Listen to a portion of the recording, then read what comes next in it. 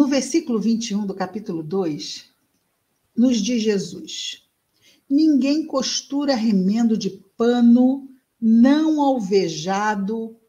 Pano não alvejado é pano novo, ok? O pano. Qual é a diferença? Um pano novo, um pano que nunca foi molhado, ele tem uma determinada resistência e consistência. Um pano que já foi lavado, que já foi seco, que já foi usado, ele tem uma outra estrutura. Então, se formos, estamos aqui pegando um pano que já foi lavado, né? Já foi. Esse pano aqui, molinho, né? Aí tem um buraco nele. Tem um buraco nele. E eu vou pegar um outro pano para costurar no buraco.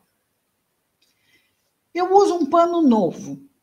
O que vai acontecer com o tecido? Quando eu lavar.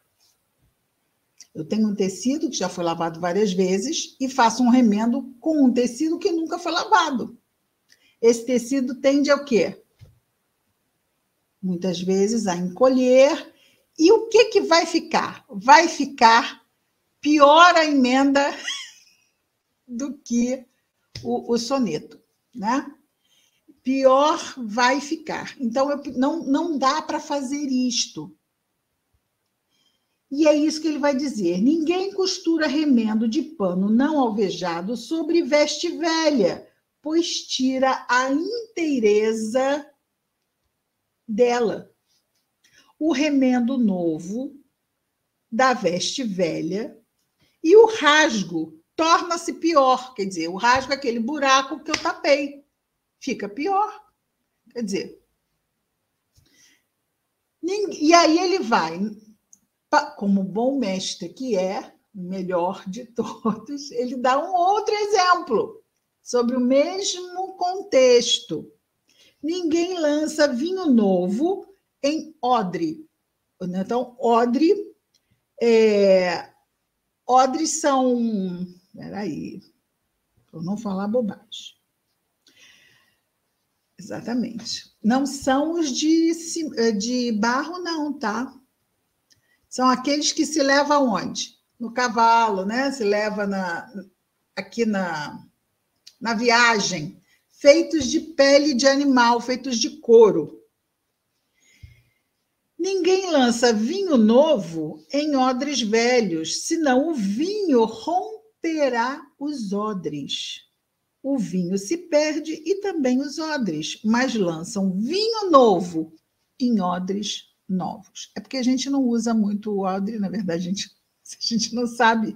Do tecido até a gente sabe. Mas aí os odres, acontece a mesma coisa. Não se deve fazer. O que é novo tem que ir para algo que esteja renovado. E o que ele quer dizer com isso? Ele acabou de falar aqui de jejum, falou de festa, falou de noivo, falou dele, que era um momento muito especial. Jesus não veio fazer remendos. Jesus veio renovar tudo. Podemos dizer, ele não veio renovar porque já tinha os 10 mandamentos. Só que os 10 mandamentos não explicam. Os 10 mandamentos não faça isso, não faça aquilo, não faça, não faça, não faça, não faça. O que ele veio trazer? Ele veio trazer todo um corpo doutrinário. Jesus explicou muitas coisas, muitas coisas. Ensinou, explicou, e aqui nós vamos ter explicações que ele só dava aos apóstolos. Por quê? Porque para a população ele falava de forma geral, para os apóstolos ele aprofundava. Mas os evangelistas registraram o quê? Tudo. Registraram tudo. Então, hoje nós temos acesso a tudo. Quer dizer, a tudo que os evangelistas registraram, porque muito mais não nos foi dito. E lá, Cristina, como é que você sabe disso? Lá no final do evangelista João, ele diz que só da última semana, o que Jesus fez, que daria um livro por si só. que ele não entrou nesses detalhes. Então, o que Jesus nos trouxe já foi suficiente, aprofundando e ampliando o que nós tivemos na primeira revelação. E a doutrina espírita, como terceira revelação, nos permite essa visão mais ampliada do Evangelho e também das leis de Deus, ou seja, das duas revelações que antecederam nós, espíritas, que consideramos a doutrina espírita como a terceira revelação das leis de Deus. E por que eu estou dizendo dessa forma? Porque tem pessoas que não consideram, certo?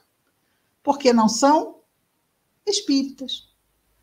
Então, nós espíritas devemos ter muito cuidado quando nós falamos das nossas crenças, porque se falamos de uma forma, não é desse jeito e desse jeito, como se fosse... É uma verdade para nós, e isso deve nos